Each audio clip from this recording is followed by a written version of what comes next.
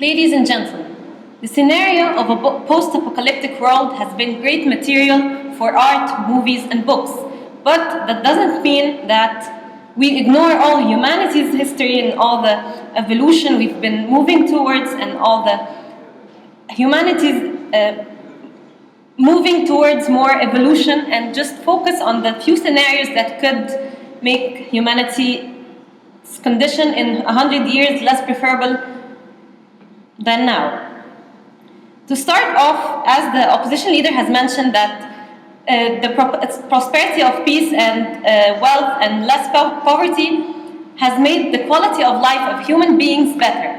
And not just that, many other trends are moving towards happiness and overall better quality of life.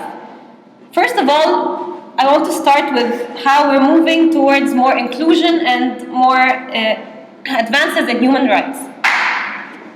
From slavery in the United States, that in the 18th century, 6 to 7 million black slaves were imported, while just 100 years later, or maybe less, slavery has been abolished in the US, in the UK, and in the French colonies just after 40 years.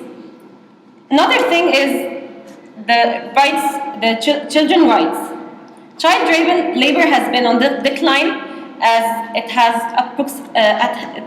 40% reduction only in 16 years, from 2000 to 2016, according to the International Labour Organization.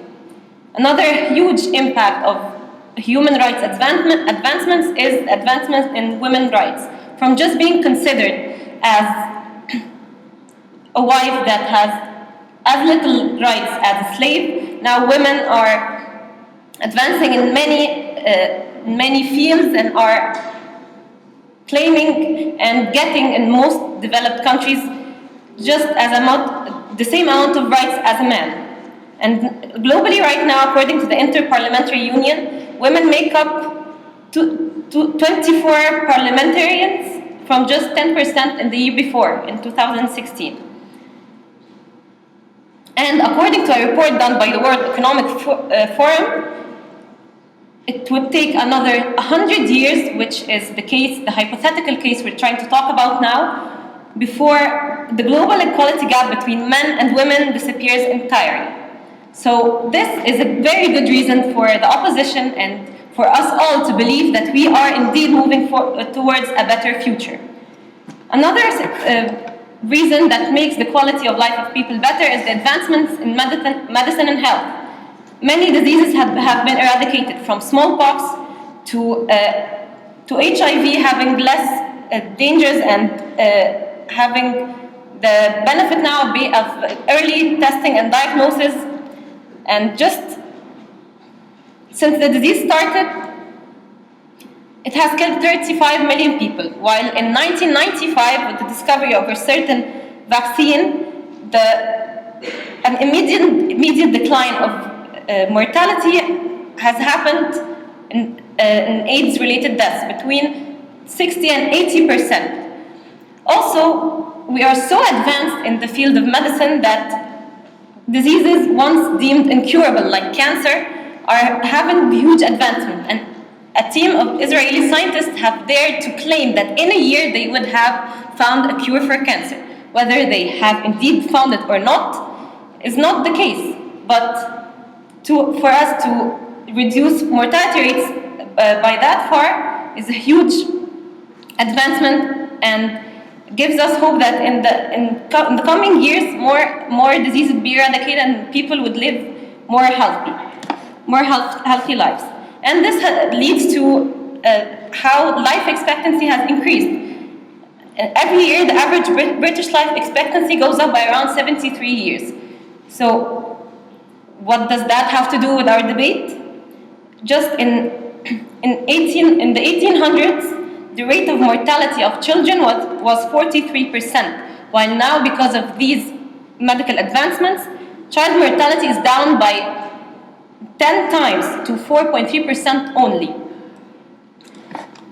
So how can the government claim that humanity is moving towards a worse condition when we can see all these improvements in the quality of life, whether it's inclusion of minorities, more human rights, and better health for all humans?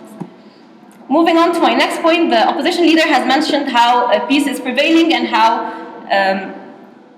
war in general is less likely to happen, and I'd like to support that by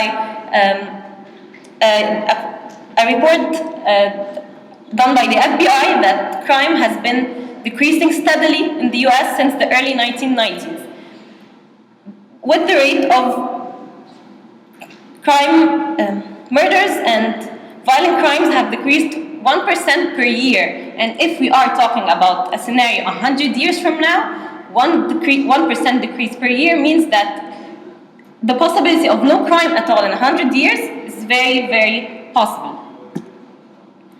And the government has based most of their arguments on the threat of climate change, while ignoring that humanity has been adapting and finding ways to survive through history. And one example of that is that a Japanese construction company announced blueprint for an underwater city which is completely self-sufficient and that can receive 5,000 citizens by 2030. Yes, this is a small example, but this means that just because climate change is not declining at the rate we are hoping to, doesn't mean that humanity won't be able to work its way around it.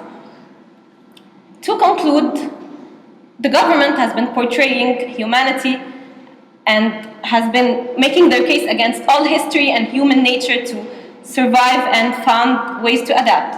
And as we see it, the only case where the human condition wouldn't be preferable in 100 years is if we were talking about 100 years back. Thank you very much.